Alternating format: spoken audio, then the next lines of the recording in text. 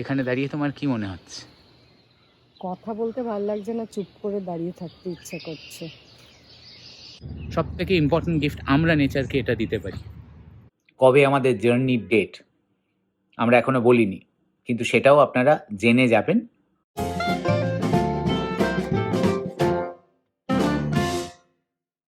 আজকে আমরা এই যা হয় চলে যাব তো, তাই একটু ঘুরতে বেরিয়েছি। আমরা আজকে এসছি, আমরা একটা জায়গায় এসছি, বাট সেই জায়গায় আসার আগে বিভিন্ন লোক এখানে শরীরচর্চা করছে। এখন কিন্তু সন্ধে, শরীরচর্চা করছে, বাইক নিয়ে বেরিয়েছে, রানিং করছে। এটা একটা ট্র্যাক আমরা যেখানে হাঁটছি, এবং সেইখানে আমরা যাচ্ছি। আমাদের ম্যাপ বলছে সামনে গেলে কি আছে, নদী আছে। আমরা বাঁদিকে নদীটা দেখতেও পাচ্ছি। নদীটা দেখতে পাচ্ছি। এই জায়গাটা এমনি ভেরি কমার্শিয়াল। আমরা এসছি আজকে নানস আইল্যান্ড বলে একটা জায়গা। এটা ঠিক মন্ট্রিয়াল বললে চলে না, এটা একটা আইল্যান্ড। এবং আমরা সেখানে এসে নদী দেখতে যাচ্ছি। আর নদীর কাছে যাই, দেখি। এখানে খুব একটা কথা বলতে ইচ্ছে করছে না। চারপাশে সবুজ, এখনও সূর্য ডোবেনি, তাই আলোটা আছে।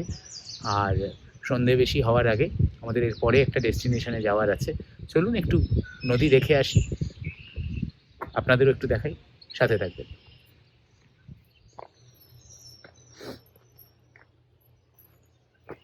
এই আমরা রিয়েলাইজ করলাম এই রাস্তাটা একটা ওই নদীর পাশে পাশে চলছে।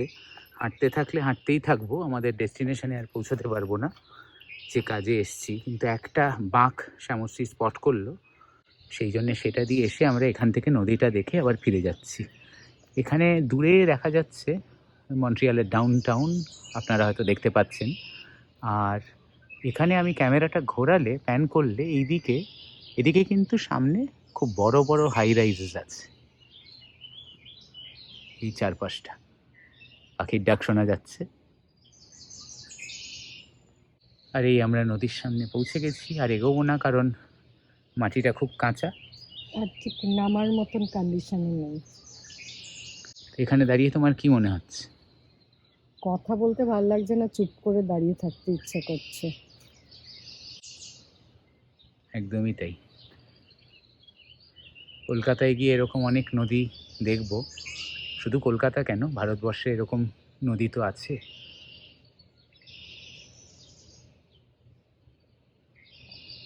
অচেনা নদী, চেনা নদী, বাঁধানো ঘাট। এই দূরে আমার মনে হয় আমরা একটা বাঁদিকে ব্রিজ মতন দেখতে পাচ্ছি, সেইটা দিয়ে। এটা একটা খুব ইম্পর্টেন্ট ব্রিজ, মন্ট্রিয়ালের দুটো দিককে কানেক্ট করে। গাড়ি চলে, আর এখানে ট্রেনও আসছে এত দূরে, বাসও আসে।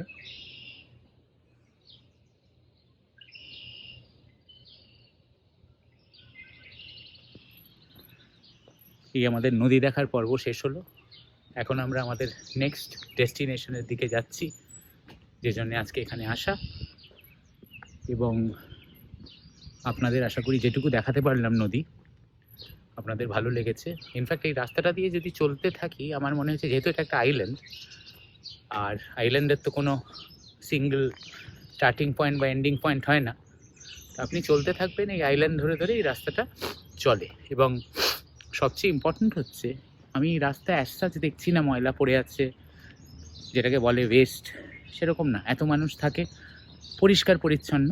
কিছু জায়গায় একটু গাছ কাটাকাটি করার প্রয়োজন আছে, কিন্তু ভীষণই পরিষ্কার। এবং লোকে সবসময় এই ট্র্যাকে দৌড়চ্ছে, হাঁটছে। Very residential, very well maintain. Biking করছে। নেচারকে ভালো রাখতে গেলে আমাদের তো নেচারকে পরিষ্কারও রাখতে হবে। এইটা আমরা যদি মনে রাখি প্রত্যেকে ইন্ডিভিজুয়ালি, আমার মনে হয় সেটা নেচারকে একটা সবথেকে ইম্পর্টেন্ট গিফট আমরা নেচারকে এটা দিতে পারি। গরম পড়ে গেল, ঠান্ডা পড়ে গেল করে কেঁদে তো লাভ নেই। তো সেটা দেখছি খুব সুন্দর হয়েছে।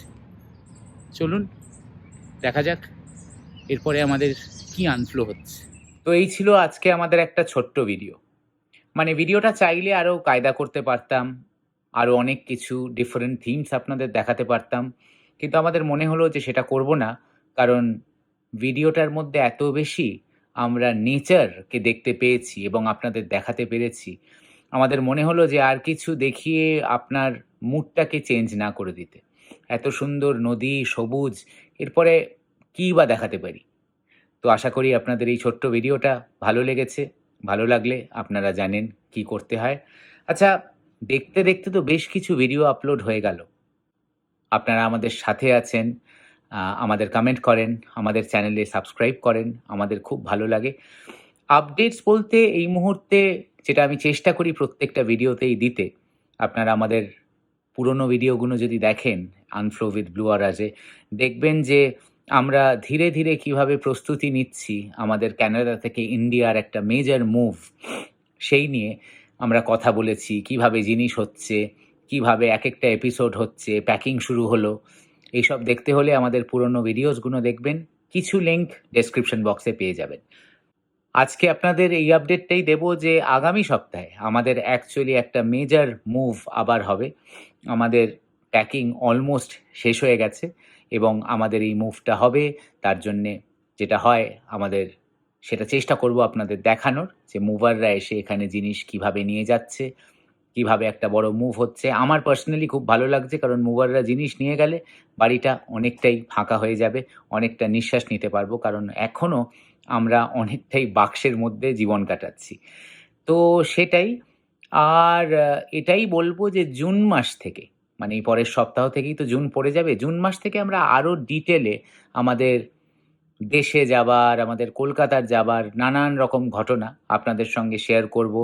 আমি জানি আপনারা অনেকেই ভাবছেন আমরা কবে কলকাতা যাব, কবে আমাদের জার্নির ডেট, আমরা এখনো বলিনি, কিন্তু সেটাও আপনারা জেনে যাবেন।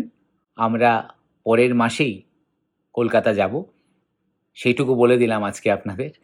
আর এক্স্যাক্ট ডিটেলসগুলো বলবো, কিন্তু তার আগে এখনও আমাদের একটা খুব ব্যস্ত জুন মাস আছে এবং অনেক কিছু তাতে ঘটনা ঘটবে আমাদের এখান থেকে প্লেনে ওঠার আগে। তো সেই ঘটনাগুলো আমার মনে হয়েছে যদি ক্রোনোলজিক্যালি আপনাদের বলি, তাহলে আমাদের যাত্রাটা আপনাদের কাছে অনেক মিনিংফুলি প্রেজেন্ট করতে পারবো। এর বেশি আর কিছুই না।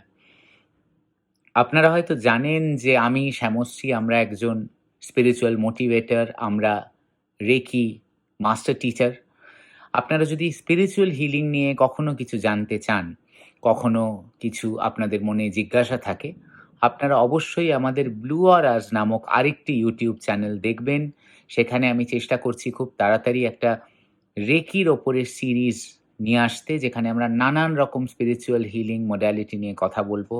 রেকি একটা জাপানিজ হিলিং, সেটা নিয়ে তো কথা বলবোই, কিন্তু আমি একজন ভারতীয় হিসেবে ভারতীয় আধ্যাত্মিকতার চোখ দিয়ে দেখলে কিভাবে হিলিংটাকে দেখি, কি আমরা শিখেছি হাজার হাজার বছর পুরনো আমাদের স্ক্রিপচার্স থেকে, তার কি রেলেভেন্স আজকে আমাদের মডার্ন হিলিংয়ে, এইসব নিয়ে নানান আড্ডা হবে।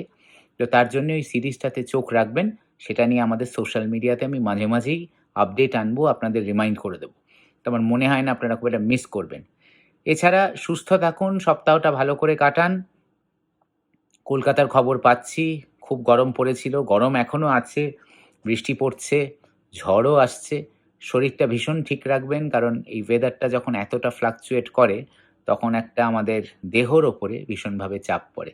তো শরীরটাকে নজর রাখবেন, সুস্থ থাকবেন, মনটা ভালো রাখবেন, আর আমাদের সাথে এরমভাবেই আনফ্লো করতে থাকবেন। আজকে চলি, পরের সপ্তাহে আবার আমি আর শ্যামশ্রী একটা কোনো টপিক নিয়ে এসে যাব অ্যাজ ইউজুয়াল। এখন সেটা প্ল্যান নয়, কিন্তু খুব তাড়াতাড়ি আশা করছি প্ল্যান করে ফেলব। ভালো থাকবেন। আজকে চলি।